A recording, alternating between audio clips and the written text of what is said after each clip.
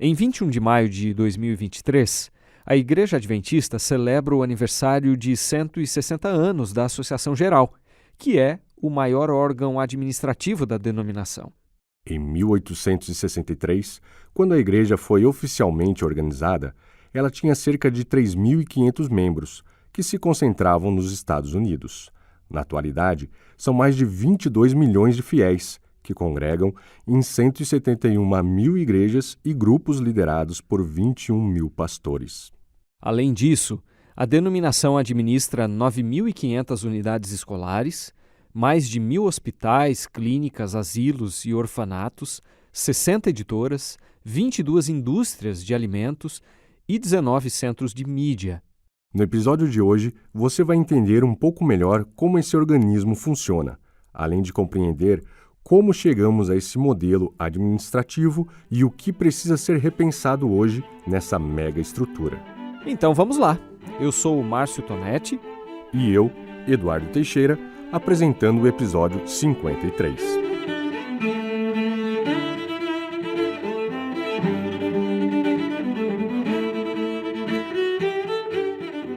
Se você fosse convidado para estruturar uma igreja, que tipo de organização proporia? Ao levantar essa pergunta, a edição de fevereiro de 2016 da Revista Adventista relembrou, por ocasião do centenário da divisão sul-americana, que para os primeiros adventistas o melhor seria não ter estrutura nenhuma, embora isso pareça impensável hoje.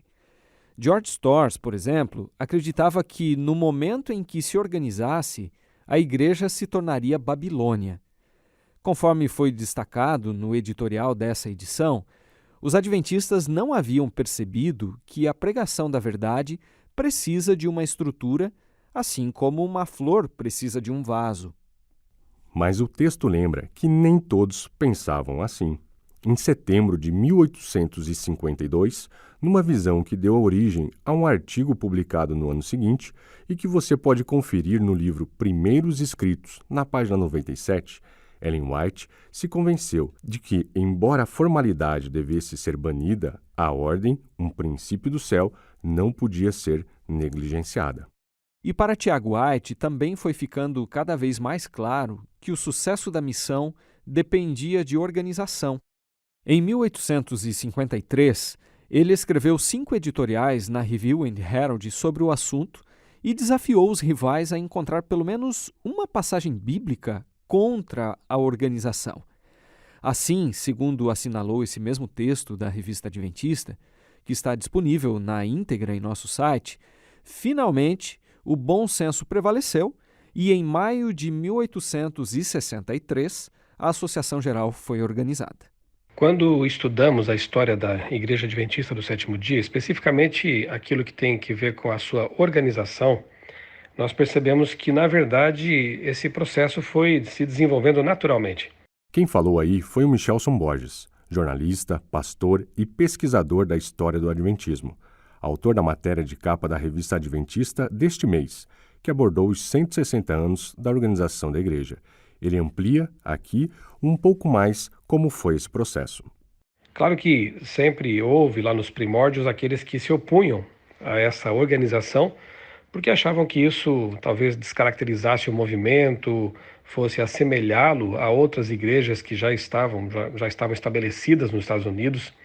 E então, alguns realmente resistiram à organização. Acontece que, com o tempo, foi sendo percebida essa necessidade, especialmente quando o governo exigiu que, para a manutenção das propriedades da igreja, como a editora lá em Battle Creek e outras entidades que estavam surgindo, a igreja tivesse então um nome e uma pessoa jurídica. Além disso, sem organização formal, não havia meios de credenciar pastores e as congregações espalhadas ficavam sempre à mercê de qualquer pregador itinerante que alegasse ser um ministro adventista ou sabatista. Foi assim que, em 1860, em uma assembleia, em uma reunião geral, os adventistas guardadores do sábado tomaram 3 decisões. A primeira foi transformar a editora em empresa, organizar as demais propriedades da igreja e escolher um nome para a denominação. Interessante esse processo também, porque alguns sugeriram nomes um tanto genéricos, como Igreja de Deus ou outras coisas assim, até que David Hewitt, nessa reunião, em 1860, propôs Adventistas do Sétimo Dia, e o nome foi aceito por unanimidade, depois até confirmado por Ellen White, como realmente um nome que expressa muito bem as, os pilares, as crenças fundamentais desse movimento. Eles creem na volta de Jesus e guardam o sábado como memorial da criação. Então, resumindo, a organização da igreja foi feita para que ela pudesse ser não apenas mantida, mas expandida. Eles foram organizados, se organizaram para servir melhor o mundo. Como acabamos de ouvir, a organização foi um processo que começou a tomar forma antes de 1863, mas que se consolidou com o estabelecimento da Associação Geral, a sede mundial da denominação. E isso, como já dissemos, foi um passo muito importante na proclamação da mensagem adventista para outras regiões do mundo, inclusive no Brasil. Porém, até o fim do século XIX, o adventismo ainda estava muito concentrado nos Estados Unidos. Tanto é que, em 1901, diante da superconcentração de poder em Battle Creek, uma tendência que Ellen White vinha criticando ao longo de uma década, a igreja precisou se reorganizar.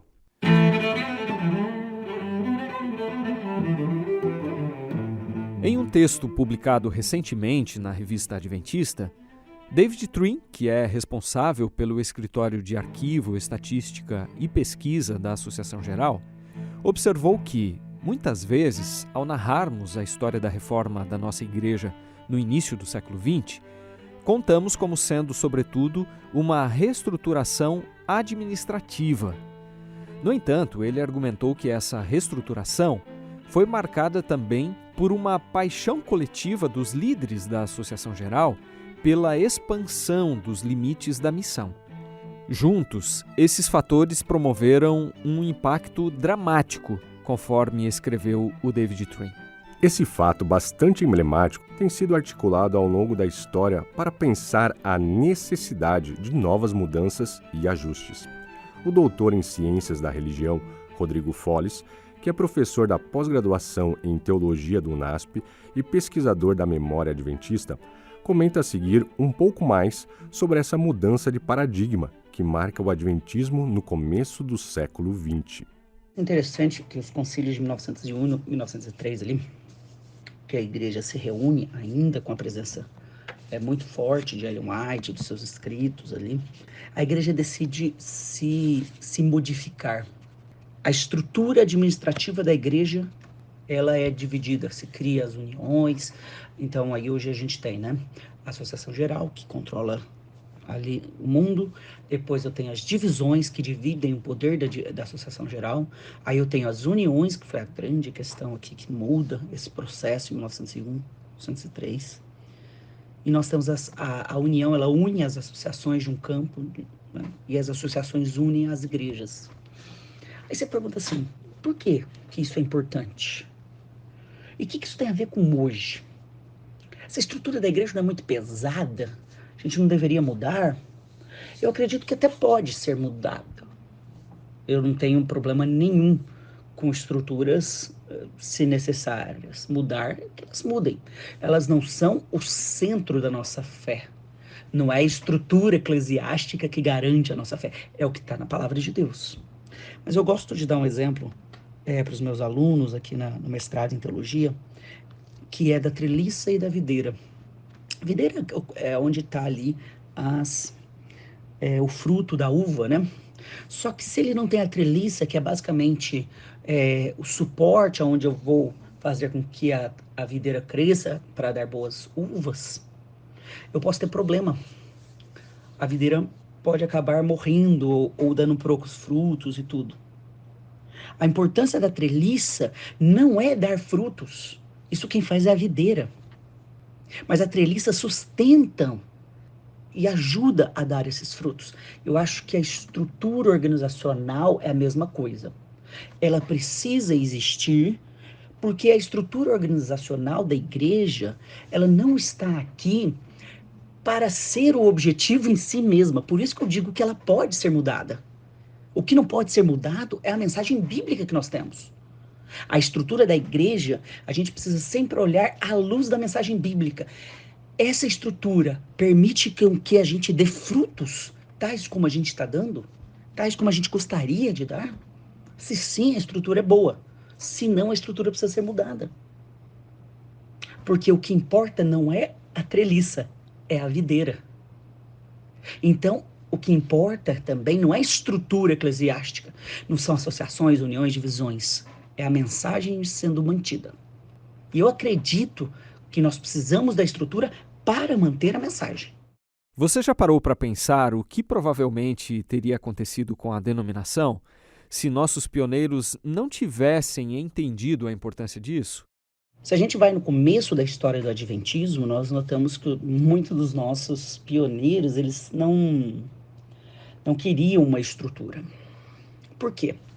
Porque, em geral, os grupos religiosos acontece o seguinte: eles têm uma mensagem boa, profética para aquele tempo, eles se institucionalizam, a política entra na igreja e na religião, a mensagem sai, aquela mensagem pioneira que eles trouxeram, e a igreja precisa ser reformada de novo. Então eles tinham esse medo, que ao trazermos a estrutura eclesiástica, ela ficasse mais importante que a mensagem. E eu vou concordar com eles nesse medo. Isso pode acontecer, isso já aconteceu trocentas vezes ao longo da história do cristianismo, e isso vai acontecer novamente com vários movimentos religiosos. Nós não estamos imunes a isso. É por isso que nós temos que ter foco não na estrutura, mas na mensagem. A estrutura precisa servir a mensagem. Não a mensagem é a estrutura. A gente não pode adaptar a nossa mensagem para que ela caiba na nossa estrutura organizacional. E isso impacta a igreja local porque é onde a coisa acontece.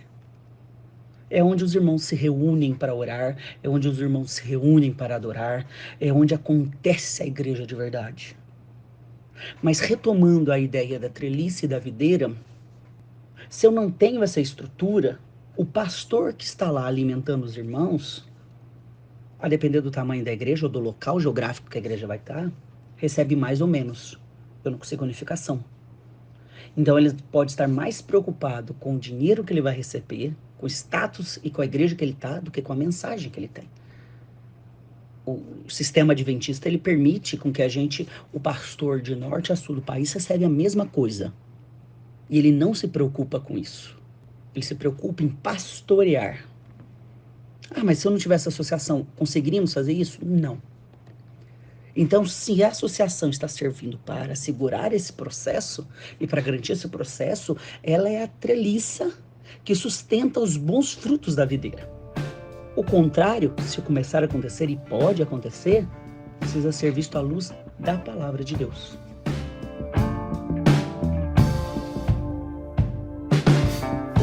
Estudos mostram que, para uma parcela dos que se denominam sem religião ou desigrejados, grupo crescente inclusive no Brasil, como abordaremos mais detalhadamente no próximo episódio, há um sentimento de que as instituições religiosas não estão sendo capazes de oferecer respostas para o nosso tempo. Isso tem desafiado as denominações a se repensarem, adaptando-se para manter a relevância, o que também levanta outro ponto, que é do risco de perda da identidade. Como então fica esse processo de ressignificação da memória a cada geração? É interessante, né? Reinterpretar nossas memórias fundantes, as memórias que nos fundaram para nos chegar até aqui, é algo que, na verdade, sempre acontece. Porque os tempos mudam. A sociedade muda, os desafios mudam. Então, quando a igreja começou a pregar 2000 anos atrás, a igreja cristã, no caso, ela não tinha necessidades como nós temos hoje. Mas a mensagem em si, o princípio da mensagem, ele não mudou. Cristo veio, morreu, ressuscitou no terceiro dia e hoje está no céu intercedendo por nós, para que possamos ter vida. Em breve ele voltará. Enquanto isso, nós devemos viver uma vida correta, guardar os seus mandamentos. Só que eu tenho que ter uma necessidade de algumas adaptações. Como que é a ética hoje com a internet? Como que a igreja se porta? Igreja, cultos online, pode ou não pode? Bem, isso foi uma preocupação 2000 anos atrás, nunca. E as preocupações que eles tinham também não são as nossas hoje.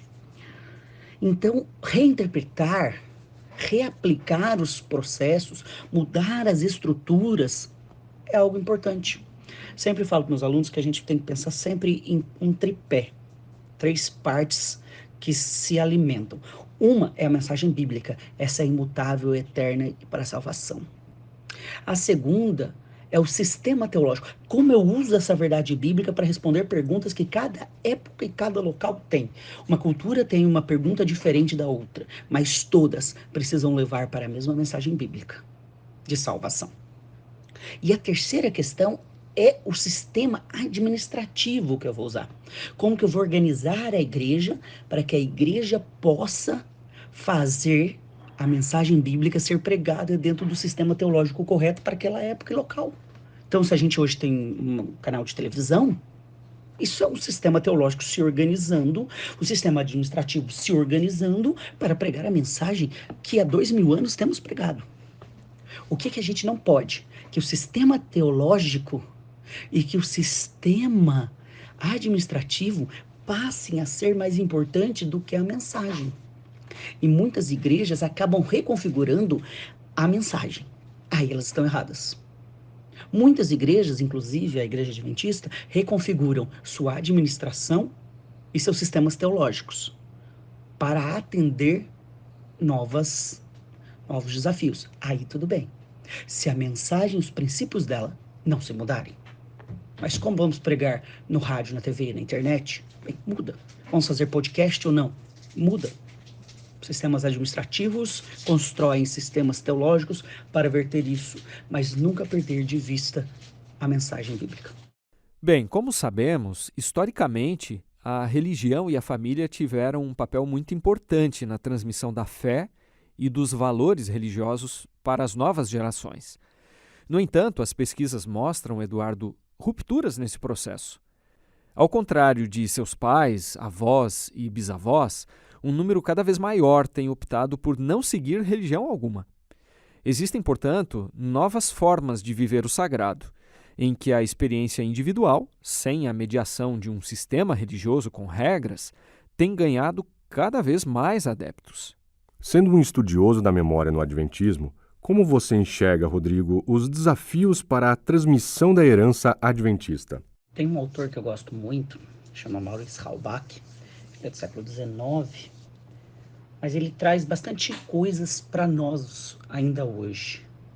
Maurice Halbach trabalhava o conceito de memória de transmissão. Se nós formos considerar esse conceito de o que é memória e o que seria a transmissão da memória, grosso modo, resumindo bem, memória é aquilo que um grupo social tem e possui e que cria identidade a partir daquilo. É as suas crenças, é a forma com que o grupo se articula, é a maneira como que o grupo se expressa. Tradicionalmente, isso é a memória do grupo. Transmissão é quando um grupo social, aí qualquer grupo, Maurice Halbach não vai trabalhar só com a religião, mas o que nos importa aqui é a religião, é quando a gente transmite para outras pessoas que não são desse grupo essa nossa memória. E esses que não eram passam a ser, porque agora eles têm a mesma identidade, a mesma questão que nós chamamos de da transmissão da memória. Antigamente a religião dominava o circuito da transmissão, porque ela era a identidade mais forte que alguém poderia ter. Tanto que nas cidades antigas, e a gente vê isso ainda nas nossas cidades aqui no Brasil, o centro da cidade era a partir da igreja matriz, da igreja religiosa, no caso a católica. Ou seja, a igreja católica controlava esse processo. A partir dali eu tenho o centro irradiador da cidade. E a cidade se articula a partir da religiosidade. Hoje nós não temos mais isso. A religião agora é uma das opções de construção de identidade, mesmo para quem é religioso. Você é religioso, mas você também é de esquerda ou de direita. Você é religioso, mas você também torce para o time X ou Y. Você é religioso e também tem muitas outras opções para formar sua identidade. A igreja, ela precisa se atentar para isso, para mostrar a todos que a religião, ela não pode ser apenas algo periférico na nossa identidade. Ela precisa ser o centro da nossa identidade. E o resto tudo está sendo mediado a partir dela. Então, acho que esse é o maior desafio que nós temos enquanto transmissão da identidade, ou da herança, que a gente pode chamar da herança adventista.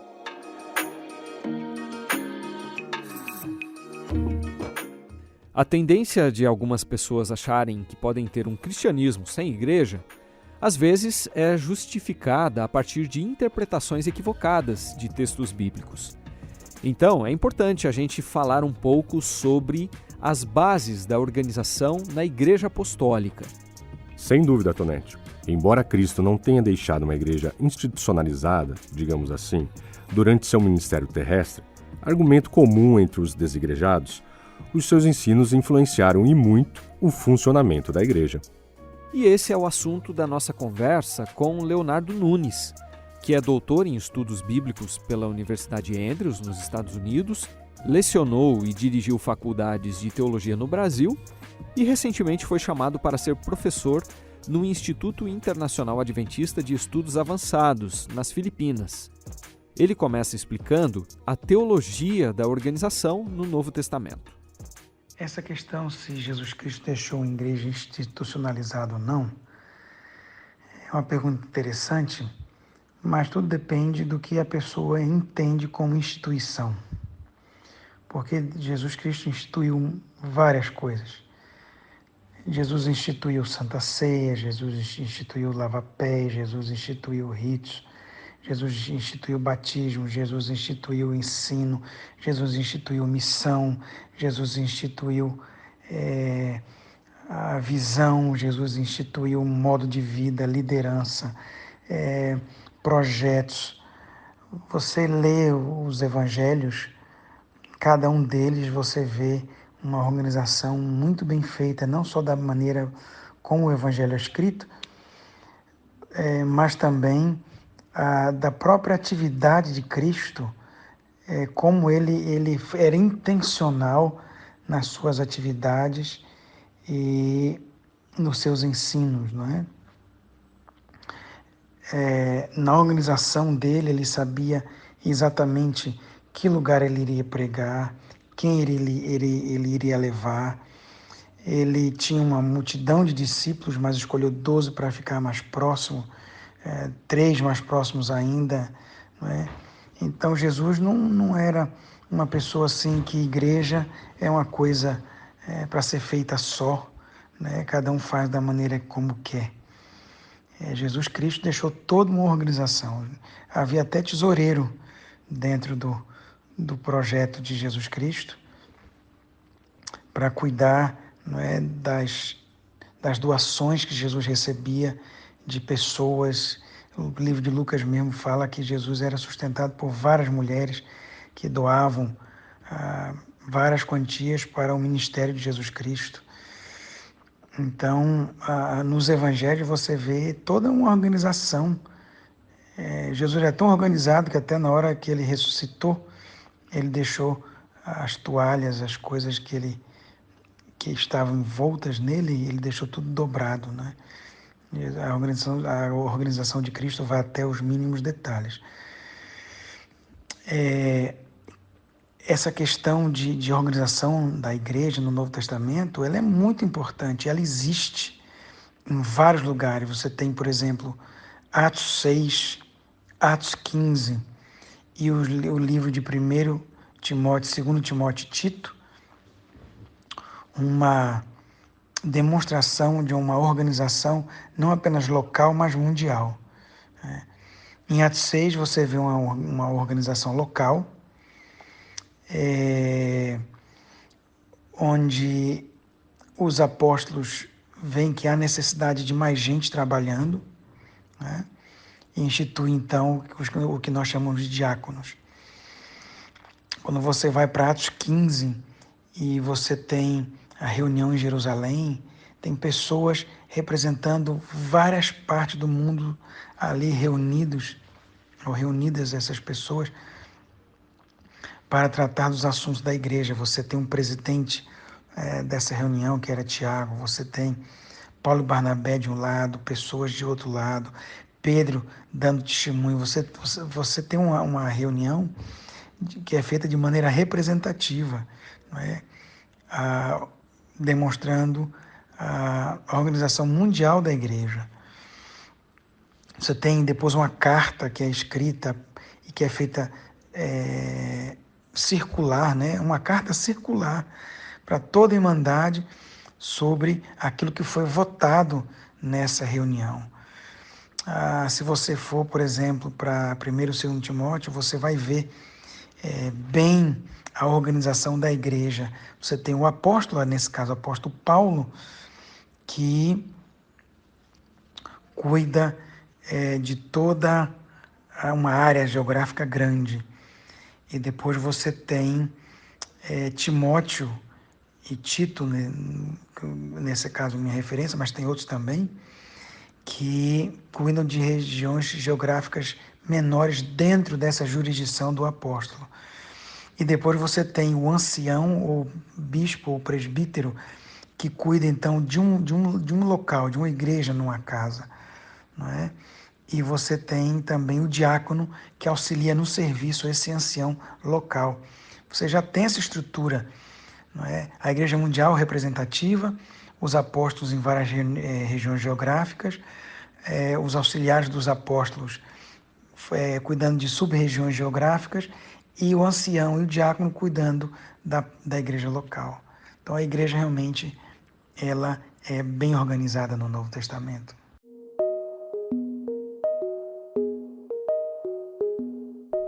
Passagens como a de Mateus 18:20, às vezes são usadas para passar a ideia de que não precisamos necessariamente de um templo para exercitar a fé. Mas o contexto dessa passagem parece indicar justamente o contrário, ou seja, a importância de reintegrar a comunidade, de não deixar de congregar, como também enfatiza Hebreus 10:25. Mateus 18:20, um texto bem conhecido, onde estiverem 2 ou 3 reunidos em meu nome, aí estarei no meio deles. É um texto importante dentro da estrutura do Evangelho de Mateus, fazendo parte do discurso de como viver em comunidade. Mateus 18 tem contrapartida Mateus 10 dentro da estrutura de todo o Evangelho. Mateus 10 fala como fazer missão e Mateus 18 fala como viver em comunidade. É o único lugar onde você tem a palavra igreja, né? Nos Evangelhos, aí no Evangelho de Mateus e nesse capítulo propriamente dito. Então, falar desse texto como uma vida isolada e não igreja é completamente alheio a entender a própria estrutura de Mateus, o pensamento de Mateus e o que está no próprio capítulo 18, que é o ensinamento de como viver em comunidade. E ali fala 2 ou 3 em meu nome, não é uma pessoa só. E esse texto está falando não de culto em si, mas dentro de um contexto de disciplina eclesiástica, de um irmão que erra, né, que você vai conversar com ele, depois depois a igreja, e Deus está dizendo ali, né, Jesus Cristo está explicando que quando a igreja está reunida, Deus está presente e a decisão tomada é representativa de Deus.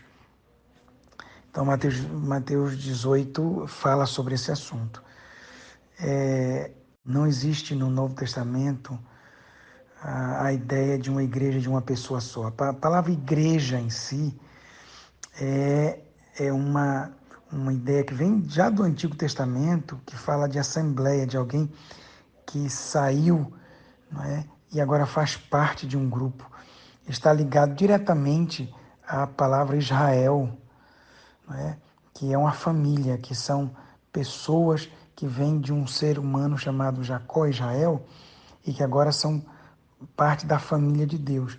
É sempre plural. Templo, no Novo Testamento, pode indicar uma pessoa, é verdade. Uma pessoa, o templo do Espírito Santo. Mas também a coletividade, a igreja é chamada também de templo do Espírito Santo. E Paulo usa essa referência em Coríntios, né? Em 1 e 2 Coríntios, tanto para o indivíduo como para a coletividade, como templo. Você não tem templo de pedra, de tijolo, numa casa. Templo é uma pessoa, mas igreja é sempre a coletividade, não tem uma igreja de uma pessoa só. Essa ideia de igreja de uma pessoa só, no Novo Testamento, ela não acontece. É sempre um grupo de pessoas. Você não tem realmente uma igreja no Novo Testamento como coisa, mas são pessoas. Mas isso não quer dizer que, porque são pessoas, não deve haver organização. No livro Conselhos para a Igreja, na página 269, Ellen White disse que, abre aspas, a organização da igreja em Jerusalém deveria servir como modelo para a organização de igrejas em todos os outros lugares, fecha aspas. Poderíamos dizer então que, de certo modo, o cristianismo já nasceu estruturado e organizado? Lembrando que alguns defendem, que o estabelecimento de estruturas, hierarquias e funções, bem como a disciplina eclesiástica e as declarações de crença, seriam resultado do afastamento dos ensinos de Cristo. O cristianismo já nasceu estruturado.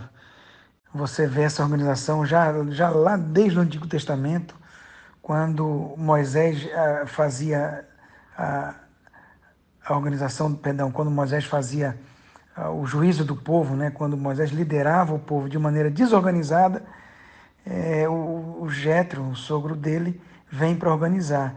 Então é uma organização que já vem desde os primórdios e tudo baseado nos ditames divinos.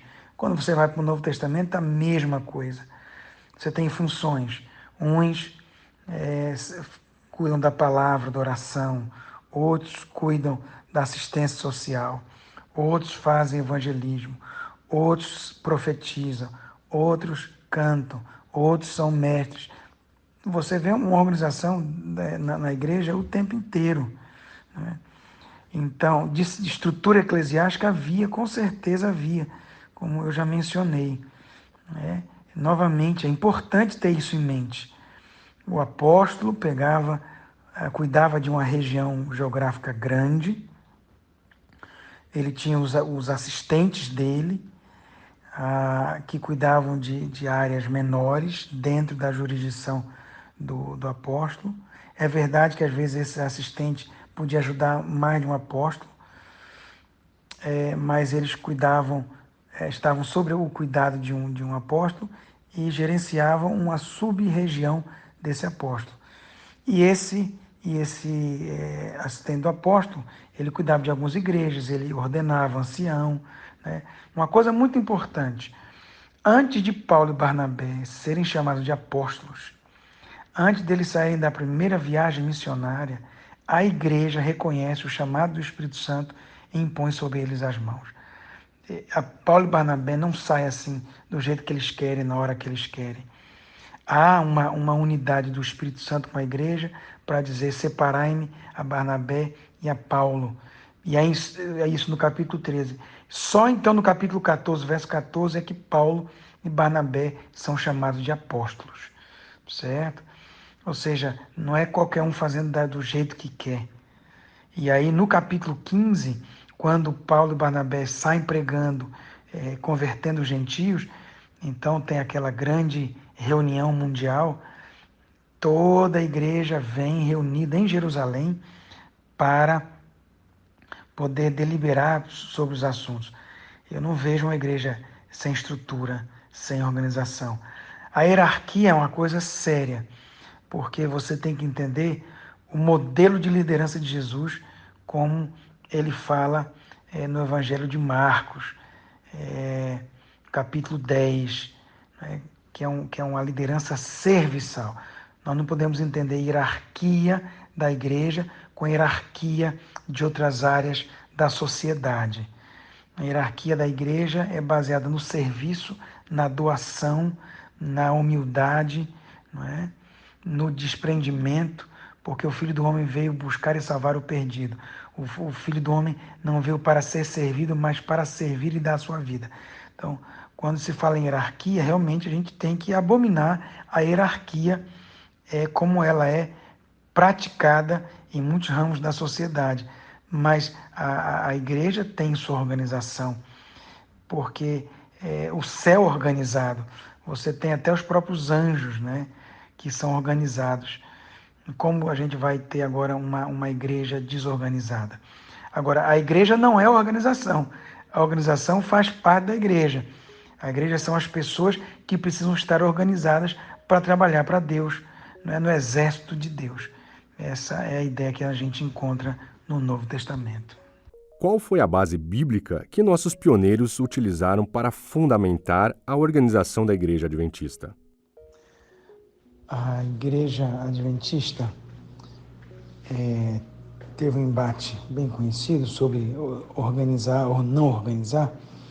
De um lado você tinha George Storrs, que pensava que toda igreja organizada era Babilônia. Mas a liderança da igreja, incluindo Ellen White, Tiago White, entenderam que toda a Bíblia fala de organização. Desde o céu, você tem a organização dos anjos, querubins, serafins. Você tem essa organização também na terra, ali com Moisés, as tribos de Israel, até no lugar delas acamparem. Você tem essa organização em todo o Antigo Testamento e Novo Testamento também.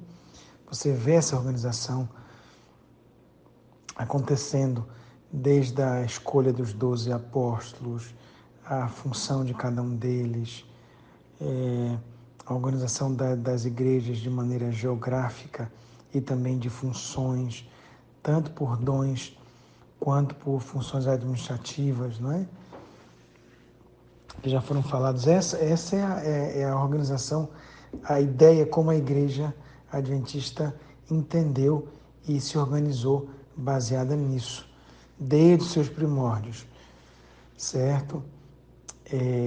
Eles falam, é interessante que, por um lado, George Storrs fala que a igreja organizada era a Babilônia e o argumento contrário é de que se a igreja não for organizada, ela se torna a Babilônia. E os nossos pioneiros, em especial Tiago e Ellen White, falando isso, né, foram peça fundamental para que nossa igreja fosse organizada. O que as pessoas não podem confundir é que a organização é a igreja. Não. A igreja tem uma organização, a igreja é organizada. Agora, uma igreja sem organização não é igreja. Então, as duas coisas precisam andar sempre juntas.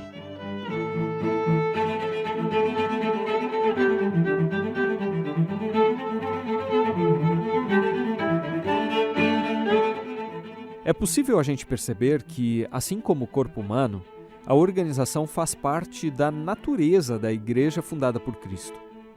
Compreender isso permitiu que os adventistas se estruturassem para servir e pregar o Evangelho em todo o mundo.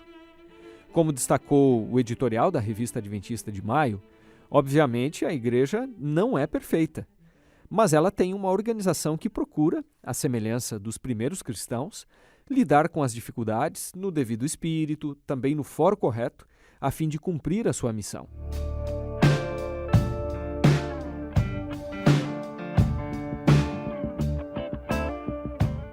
Hoje a igreja está presente em 212 países e possui diversos níveis administrativos, além de uma rede de escolas, hospitais e clínicas, indústrias de alimentos, editoras e veículos de comunicação, conforme mencionamos no início. Mas como será que essa grande engrenagem funciona? Quem explica é o pastor Ayrton Keller, secretário executivo da Sede Mundial Adventista. Nós temos uma estrutura realmente que é muito ampla e muito complexa. Você tem a igreja e ao redor da igreja nós temos editoras, centros de mídia, universidades, escolas, e aí eu poderia mencionar rede hospitalar, fábricas de alimentos e muito mais. Na verdade, eu gosto sempre de dizer que nós não temos instituições que trabalham com a igreja, nós temos apenas a igreja. As instituições são diferentes maneiras que a igreja encontrou de realizar o seu trabalho. Através da rede médica, nós podemos ser igreja para pessoas que talvez nós não nos comunicaríamos, não teríamos contato de uma outra maneira. Quando nós temos uma universidade, uma escola, um colégio, nós estamos sendo igreja para uma faixa etária, para um grupo de pessoas que talvez nunca entrariam em um templo. E nós podemos servir, ajudar, passar valores. Portanto, cada organização, ela não existe de forma independente da igreja. Ela é parte da igreja. Ela só existe porque está ligada à missão da igreja. E quando alguma organização perde o seu senso de missão, ela não contribui mais para a causa principal, não há razão para a igreja de mantê-la. Essa estrutura, ela começou a ser formada em 1863, quando a Igreja Adventista do Sétimo Dia foi oficialmente organizada. Nós éramos poucos, éramos só 3.500 membros na época, nos Estados Unidos, éramos apenas 6 associações, que são os escritórios regionais da igreja, e naquele momento uma igreja que não pensava em se organizar, não tinha esse foco, entendeu que se ela não se organizasse, facilmente ela ia se perder pelo caminho, porque cada um ia seguir o seu próprio caminho, a obra ia se expandir, e no final a razão principal do nosso surgimento iria se perder pelo caminho. Então, aí começou, mas claro, nós éramos poucos, não tínhamos essa estrutura toda, e quando a igreja começou a crescer, nos anos de 1901 até 1903, a igreja parou, reavaliou o trabalho, agora já com muito mais membros, já tendo se expandido para o mundo, ela parou para pensar como que nós deveríamos nos organizar para poder manter 3 elementos principais que foram a razão da organização. Primeiro, a nossa unidade. Segundo, a nossa identidade.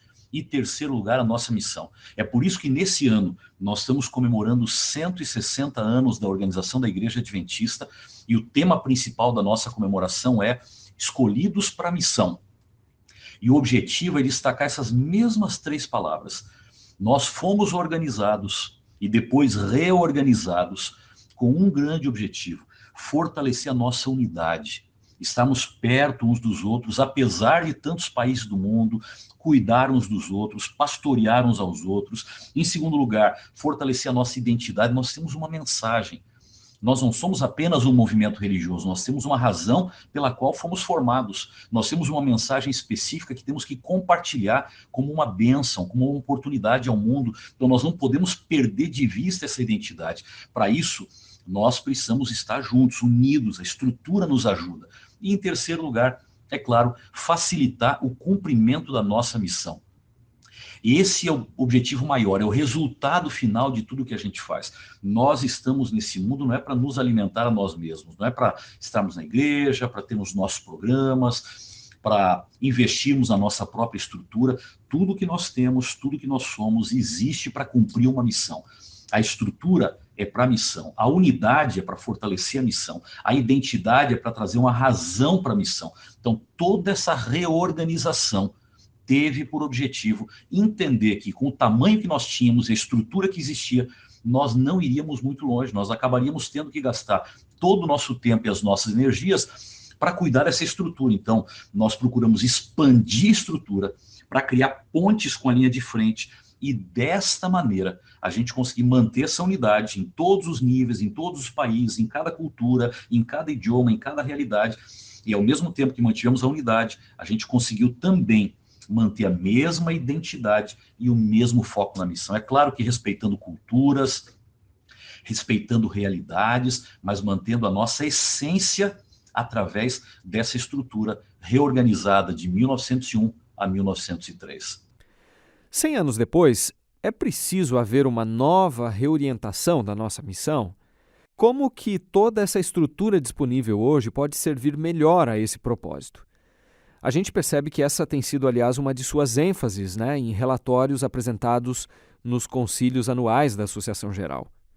A reorganização da igreja teve por objetivo criar pontes porque nós estávamos começando a ficar muito longe uns dos outros. Então foram criados vários níveis organizacionais para que eles servissem de ponte de um nível para o outro, desde a sede mundial da igreja, que estabelece a sua ponte com as suas divisões, que são sedes mundiais estabelecidas em cada continente. Essas sedes do continente estabelecem pontes com as uniões que cuidam de países ou parte de países, que estabelecem pontes com as associações ou missões que cuidam de regiões, estados ou determinadas regiões, que criam pontes com as igrejas locais. E com isso, todos nós estamos em contato e, ao mesmo tempo, nós somos capazes de manter a mesma identidade, a mesma unidade, a mesma missão, sempre cada ponte sendo capaz de adaptar isso ao seu próprio contexto. Agora, o objetivo principal é o cumprimento da missão. E quando a igreja foi organizada, o objetivo era realmente facilitar a nossa operação para conseguir manter o foco claro na missão. Agora, o crescimento, ele acabou fragilizando esse foco na missão, porque a igreja cresceu, a igreja expandiu, estruturas acabaram sendo expandidas também, e para você cuidar de toda essa estrutura, você precisava de mais gente, muitas vezes os melhores talentos foram usados ali na estrutura, o que acabou enfraquecendo um pouco a nossa presença na missão mundial, esse foco de alcançar todos os lugares não alcançados. E a estrutura para nós não pode competir com a missão, nem localmente, numa igreja local que muitas vezes está preocupada com seus eventos, com a sua administração, com a reforma do templo. Esse é um risco que acontece localmente, como pode ser um risco que acontece globalmente, com as demais organizações que vão cuidando de si mesmas e esquecem que elas não são um fim, elas são um meio para o cumprimento da missão. Quando nós começamos, foi a época de ouro do envio de missionários da igreja para o mundo. Mas isso foi diminuindo e nós acabamos perdendo um pouco o foco, porque a maioria dos nossos missionários hoje, 82% daqueles que nós enviamos da sede mundial para o mundo, eles estão em funções importantes, necessárias, mas que não são linha de frente da pregação do evangelho. E por isso nós entendemos que hoje nós precisamos de uma reorganização da missão. E nós estamos trabalhando com duas ênfases principais. A primeira delas é reorganizar o envio de missionários. Nós queremos que agora 70% dos nossos missionários estejam em atividades de linha de frente, estabelecendo a presença da igreja, pregando o evangelho em regiões não alcançadas ou pouco alcançadas do mundo. Nós temos uma lista de prioridades divididas em 3 áreas. Países que precisam ser alcançados, centros urbanos que precisam ser alcançados e grupos de pessoas por idioma ou por questões étnicas. Nós temos essa lista clara e estamos agora reorganizando o envio do nosso pessoal mais diretamente para essas áreas. E, em segundo lugar, nós estamos coordenando nessa reorganização da missão um chamado para que todo mundo ajude todo mundo. As áreas onde a igreja não alcançou, ou as áreas onde a igreja tem pequena presença, são áreas que não têm liderança, que não têm recursos, que não têm como fazer muito mais do que isso. Então é preciso que outras regiões do mundo enviem os seus missionários e recursos financeiros para estas áreas, para que a igreja possa ser expandida nesses lugares. E é exatamente esse o foco hoje do que nós chamamos de reorganização da missão. Coordenar o envio de missionários de maneira mais efetiva e fazer um chamado global para que todas as regiões do mundo enviem recursos, enviem missionários para atender os lugares mais desafiadores. Vivemos em tempos de descrença nas instituições. Se, por um lado, os críticos precisam entender que, mesmo sendo imperfeita, a igreja é o corpo de Cristo, objeto de seu cuidado e amor, de outro, também cabe às organizações religiosas fazerem uma autoavaliação, pastor Ayrton.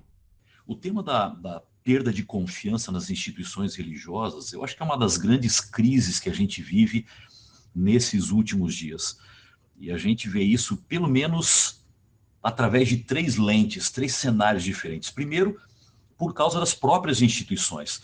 A gente sabe que há uma degeneração da espécie humana e as instituições são lideradas por seres humanos, então há uma queda de qualidade, há um descuido em muitas áreas, há um monitoramento muito maior e as instituições precisam se reavaliar, precisam repensar a maneira de trabalhar, porque à medida que elas se fragilizam, naturalmente elas enfraquecem a confiança ou a partir do momento que elas se institucionalizam.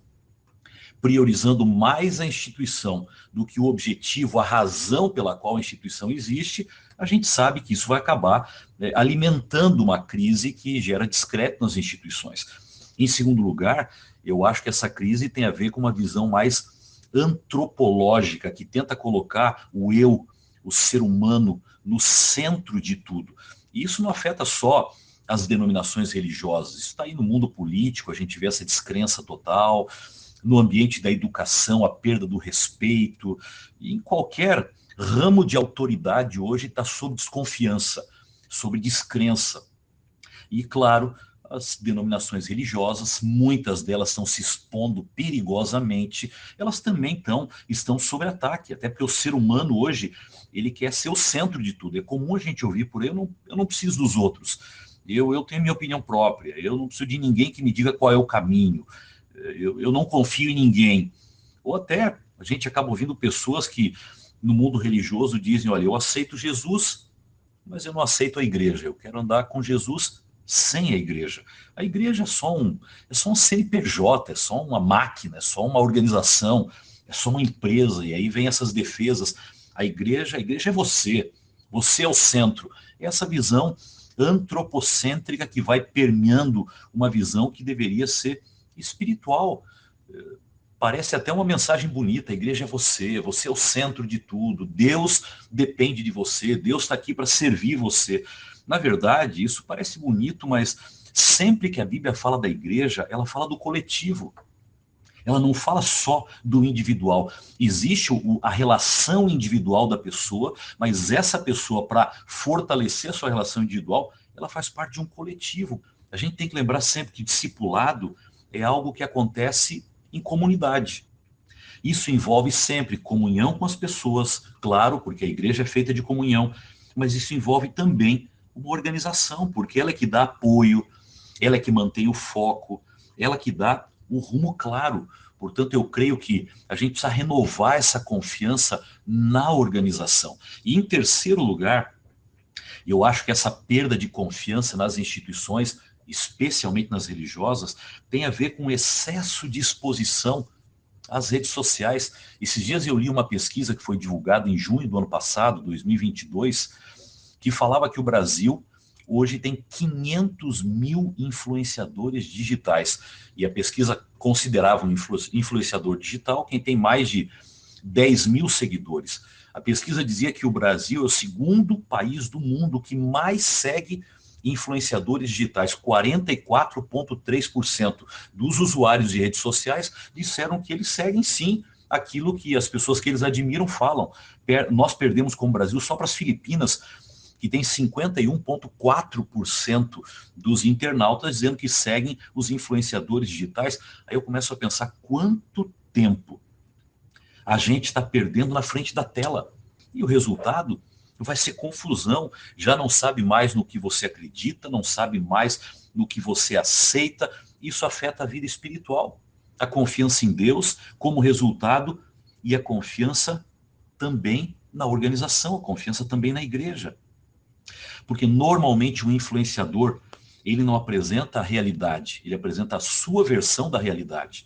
Ele não apresenta a história, ele apresenta a sua versão da história. E toda história tem uma história por trás da história. Por isso, essas pessoas tentam sempre atrair para si, destruindo os outros. Para que a causa deles seja mais forte, outras causas acabam se tornando mais fracas. Essa é a visão que precisa ser construída. E aí, é claro, pessoas que defendem valores religiosos individuais, eles tentam destruir qualquer organização que não trabalhe, que não tenha a visão que eles mesmos têm. Eu acredito que as organizações religiosas, elas não são perfeitas. Aliás, eu creio que igreja não é lugar de perfeição, igreja é lugar de aperfeiçoamento. As organizações religiosas, elas são lideradas por seres humanos. Claro, elas têm que se reavaliar, elas têm que entender esses tempos que nós estamos vivendo, elas precisam aprender a ser distintas, mas não ser distantes. Mas é importante lembrar que os dias são muito complexos. Para quem lidera uma organização religiosa, são pressões de todos os lados, todo mundo é dono da verdade, e o nosso compromisso é de cuidar das pessoas, mas ao mesmo tempo de representar Deus. Nós precisamos manter pura a palavra de Deus. Isso se torna polêmico no ambiente de polarização. Facilmente as pessoas perdem a crença, não por causa da organização, mas porque a organização não segue aquilo que elas esperam, a maneira como elas veem a vida ou veem a vida espiritual.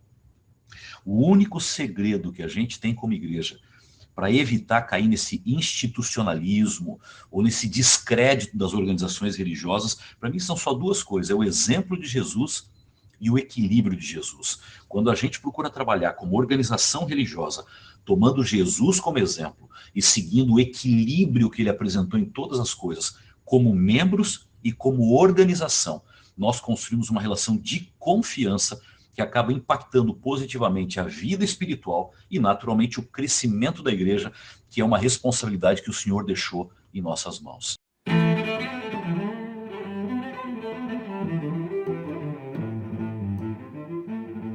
160 anos depois de a igreja ter dado os primeiros passos rumo à sua organização, quais são os nossos maiores desafios como instituição?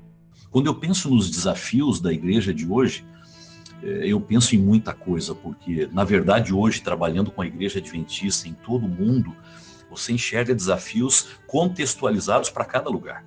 Nós temos 212 países do mundo onde a igreja está presente e cada um deles tem uma cultura, tem uma realidade, tem um contexto, e a gente tem que lidar com as necessidades de cada um desses contextos.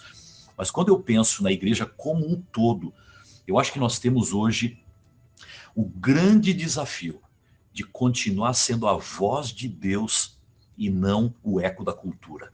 Esse é um tremendo desafio, porque a pressão vem de todos os lados, as vozes de todos os lados, todos são convincentes, todos são donos da verdade, cada um quer defender o seu contexto, sua realidade, sua visão, e nós precisamos manter firmes ao nosso chamado, ser a voz de Deus e não o eco da cultura. No meio de muitas vozes, facilmente a gente perde o foco.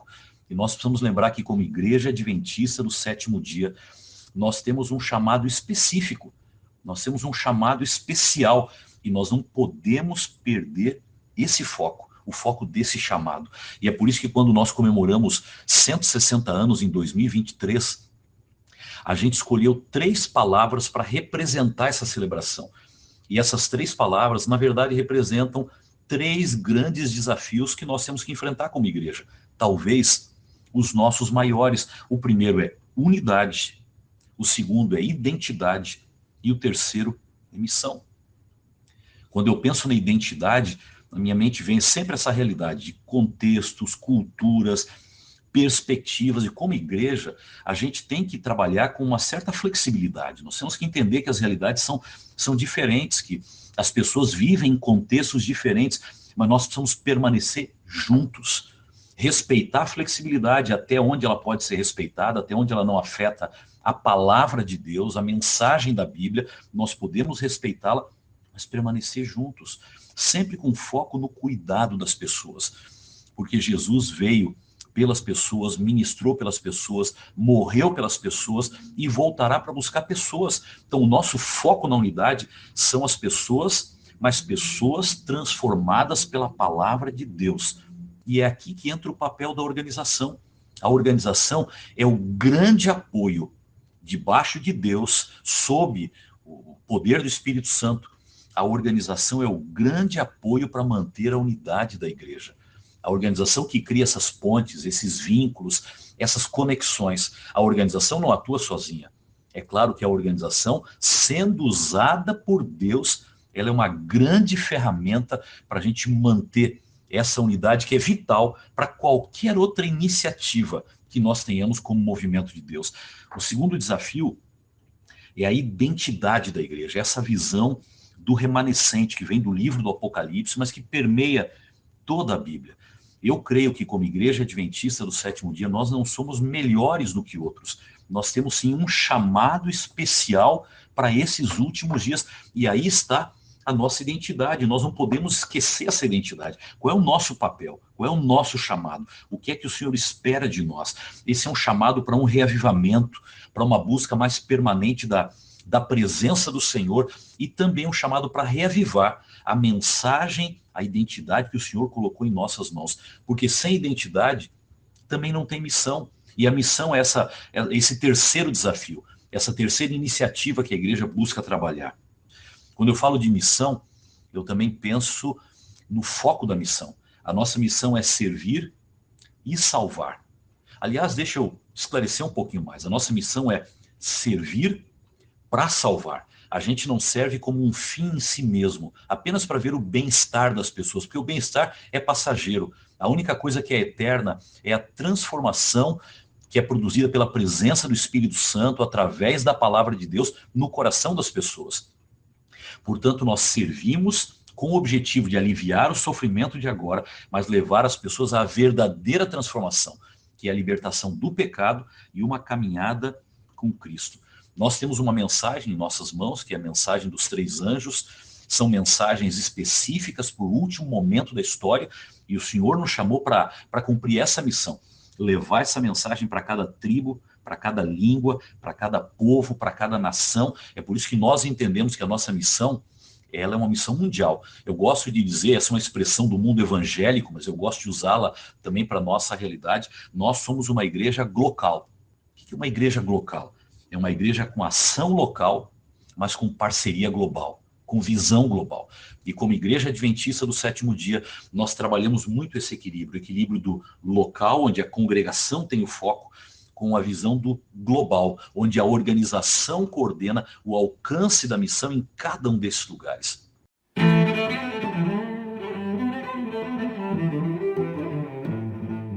Com isso, a gente espera ter te ajudado a entender um pouco melhor como a igreja se estruturou e as bases bíblicas da organização eclesiástica que influenciaram esse modelo, que deu sustentabilidade ao movimento adventista e promoveu sua expansão em nível global.